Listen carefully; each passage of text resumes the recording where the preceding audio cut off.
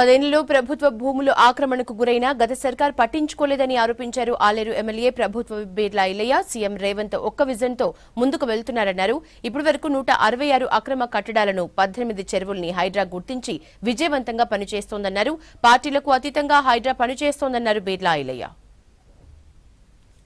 ప్రభుత్వానికి సంబంధించినటువంటి చెరువులను గాని నాలను గాని ప్రభుత్వ భూములను ఆక్రమించుకొని విలాసవంతమైనటువంటి ఫామ్ హౌస్లు కట్టుకొని ఇలా ప్రజల సంపదను దోచుకున్నటువంటి అక్రమార్కుల గుండెల్లో రైళ్లు పరిగెడుతున్నటువంటి తరుణంలో గౌరవ ముఖ్యమంత్రి రేవంత్ రెడ్డి గారు తీసుకున్న నిర్ణయం తెలంగాణ ప్రజలకు తెలంగాణ సమాజం మొత్తం హర్షిస్తుంది.